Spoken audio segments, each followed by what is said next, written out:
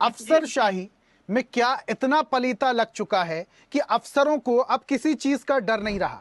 उनको पता है उनके रहनुमा अब ऊपर लेवल पर बैठे हुए हैं, उन पर अगर गाज गिरेगी तो कोई दिक्कत नहीं होगी, उन्हें बड़ी से बड़ी कठिनाइयों से निकाल लिया जाएगा।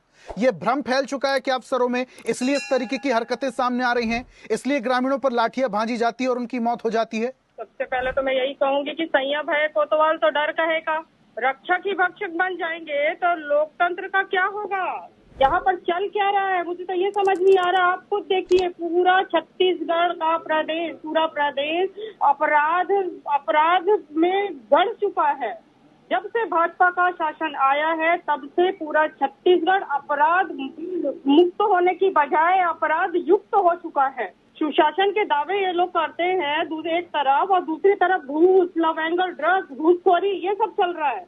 छत्तीसगढ़ अपराध का गढ़ बनता जा रहा है। छत्तीसगढ़ की प्रशासनिक व्यवस्था पूरी तरह चरमरा गई है। इन लोगों ने खुली छूट दे रखी है अपने प्रशासनिक अधिकारियों को। आखिर उन्हें किसका श्रेय मिला हुआ है? ये वही जनता है ना जो जनता इनको सत्ता पर बिठाई है। इनका सत्ता पक्ष का संरक्षण प्राप्त है इन अधिकारियों को, तब ये इस तरीके का कार्य। लेकिन रिंकी जी मुझे एक बात बताइए, रिंकी जी सुनिएगा मेरी बात, मैं बहुत निवेदन के तौर पर, बहुत निवेदन के साथ मैं आपको बीच में टोक रहा हूं, लेकिन मुझे एक बात बताइए, जब भी ऐसे मामले सामने आते हैं, जब भी जनता से जुड़े हुए मामले सामने आते हैं, विपक्ष कहां गायब हो जाता है? आप लोग लगे रहते हैं एसआईआर में, आप लोग लगे रहते हैं निर्वाचन आयोग में, आप लोग लगे रहते हैं मोदी और अमित शाह में। जनता के जो मुद्दे हैं उसको लेकर विपक्ष कब आवाज उठाएगा?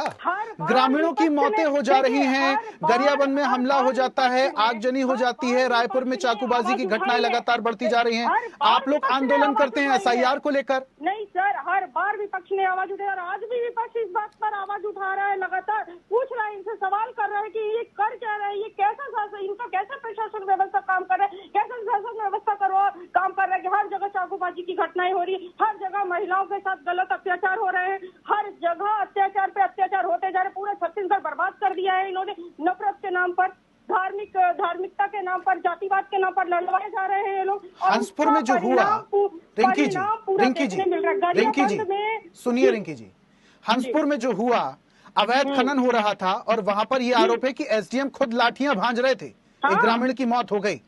आपके कितने कार्यकर्ता वहां पर ग्रामीणों से और घायलों से मिलने पहुंचे? देखिए, आखिर ये सरकार बताएगी अवैध बॉक्साइड। रिंकी जी, कांग्रेस पार्टी का कोई बड़ा नेता उन लोगों से मिलने पहुंचा, उनके प्रदर्शन में शामिल होने पहुंचा? पूरी कांग्रेस पार्टी उनके साथ खड़ी हुई है सर। खड़ी हुई है नहीं रिंकी जी, मिलने कोई पहुंचा? पूरे जो ग्रामीण घायल हुए हैं, जिसकी मौत हुई, उसके परिजनों से मिलने के लिए कांग्रेस पार्टी का कोई नेता पहुंचा? पूरे नेता हमारे जा रहे हैं, पूरे नेता पहुंच रहे हैं और वो लगातार उनके लिए खड़े हैं। ये गंभीर मुद्दे हैं रिंकी जी, गंभीर मुद्दे हैं, ये गंभीर मुद्दे हैं, जनता से जुड़े हुए हैं। आप लोग बातें करते हैं आदिवासियों को बचाना है, आप लोग बातें करते हैं ग्रामीणों को बचाना है, ऐसे थोड़ी बचाएगा विपक्ष जब तक आप लोग आवाज बुलंद नहीं करेंगे। आप लोग भी तो राजनीतिक रोटियां ही सेकते हैं। हमारी आवाज पूरी तरह बुलंद है। क्या हम सिर्फ ये जानना चाहते हैं कि सरकार क्या बताए कि जिस कारण से उन पर लाठीचार्ज करवाया गया, जिस प्रकार से लाठीचार्ज हुआ है, तो आखिर बॉक्साइट खनन किसके संरक्षण पर चल रहा था? ये केवल गांव की एक पुष्पेंद्र जी बताएंगे, पूरे सिस्टम पर सवाल बताएंगे पुष्पेंद्र जी, बॉक्साइट का जो खनन हो रहा था वो वैध था, वैध खनन हो रहा था। देखिए ऐसा है, देखिए ऋषभ जी, ऐसा है, इसके पहले भी मैं बताया, जहां तक रिंकी जी बात कर रही थी प्रशासनिक अधिकारियों की छूट की, तो प्रशासनिक अधिकारियों को छूट कांग्रेस के शासन में दी गई, भारतीय जनता पार्टी के शासन में नहीं दी गई है। आपको मैं बताना चाहता हूँ, इसके पहले थोड़ा सा पहले चले जाइए, 3 साल पहले भूपेश बघेल जी की सरकार थी, कितने प्रशासनिक अधिकारी अभी भी जेल के अंदर हैं, इसका जवाब कौन देगा? रिंकी जी, मैं आ रहा हूँ ऋषभ जी उसी पे। ऋषभ जी प्लीज, ऋषभ जी, अधिकारियों के संरक्षण की जो बात कर रहे, सुन लीजिए पहले मेरे। रिंकी जी ऐसे नहीं, एक एक करके ऐसे, रिंकी जी ऐसे नहीं, एक एक करके बात करेंगे, जनता को बात समझ में आनी चाहिए। पुष्पेंद्र जी सुनिए पुष्पेंद्र जी, अभी आप बोल रहे हैं कि जो अफसरशाही थी वो कांग्रेस के शासनकाल में थी, अफसरों को संरक्षण मिल रहा था, इसलिए तो आपकी ट्रिपल इंजन की सरकार बनाई है जनता ने। उसके बावजूद अगर जनता को यही झेलना पड़ रहा है तो क्या फायदा आपकी ट्रिपल इंजन की सरकार का? देखिए ऋषभ जी, मैंने इसके पहले भी आपको बताया कि अगर मान लीजिए जो हंसपुर में जो घटना हुई है, भारतीय, अभी आपको परिणाम दिख जाएगा, आने वाले 1 या 2 दिन में दिख जाएगा। मैं आपको बताऊं ऋषभ जी, अगर एसडीएम ने गलती किया है तो उसके खिलाफ कार्रवाई की जाएगी। भारतीय जनता पार्टी हमेशा से, भारतीय जनता पार्टी की सरकार हमारे आदिवासी भाइयों के साथ में कार्रवाई भी करती है, उसका परिणाम भी तो दिखता है ऋषभ जी। तभी तो आपने ही बताया ना कि ट्रिपल इंजन की सरकार है। मैंने रिंकी जी इसके पहले बता रही थी कि प्रशासनिक अधिकारी जो का कोई कंट्रोल नहीं है, तो ये कांग्रेस कार्यकाल की बात कर रही थी। भारतीय जनता पार्टी के शासनकाल में बिल्कुल कमांड है, और भारतीय जनता पार्टी की, रिंकी जी सुनिए, भारतीय जनता पार्टी की सरकार बहुत गंभीरता से काम कर रही है ऋषभ जी। आपको आने वाले 1-2 दिन में इसका परिणाम भी दिखेगा। तभी तो भारतीय जनता पार्टी को रायपुर नगर निगम में भी, छत्तीसगढ़ में भी और पूरे देश में चुना है। पुष्पेंद्र जी, बॉक्साइट का जो खनन हो रहा था वो वैध था, नहीं था? किसके शय पर ये अवैध खनन हो रहा था, मुझे बस इतना जानना है। देखिए ऋषभ जी, वो तो मैंने आपको बताया ना कि एक एक बिंदुओं की जांच की जाएगी, उसमें पता चलेगा कि क्या वास्तव में क्या पोजीशन। ये जो अवैध खनन होता है संसाधनों का, अफसर जब वहां पर पहुंचते हैं तो क्या इतने कमजोर खुफिया तंत्र हमारा या पुलिस का हो गया है कि किसी को कुछ नहीं पता होता?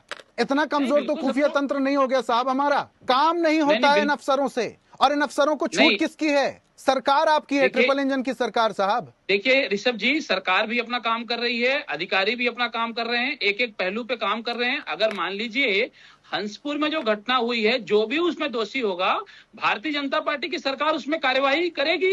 और आपको मैंने बताया कि आने वाले समय में उसका परिणाम भी आपको दिखेगा।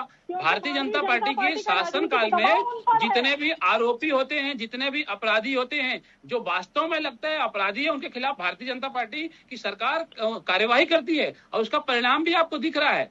भारतीय जनता पार्टी की सरकार बहुत गंभीरता से ये सब विषय पे काम करती है, और भारतीय जनता पार्टी छत्तीसगढ़ के पूरे आदिवासी समाज के साथ में, आदिवासी भाइयों के साथ में है।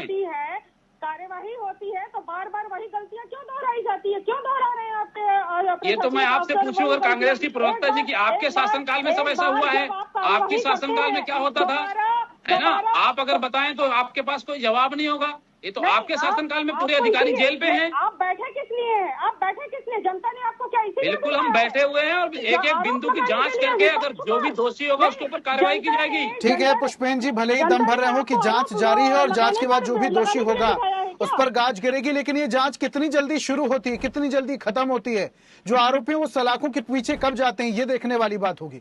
बहुत शुक्रिया पुष्पेंद्र जी हमारे साथ जुड़ने के लिए। रिंकी जी आपका भी बहुत बहुत धन्यवाद हमारे साथ जुड़ने के लिए, इस चर्चा में शामिल होने के लिए। तो आज हम बात कर रहे थे अफसरशाही पर उठ रहे सवाल।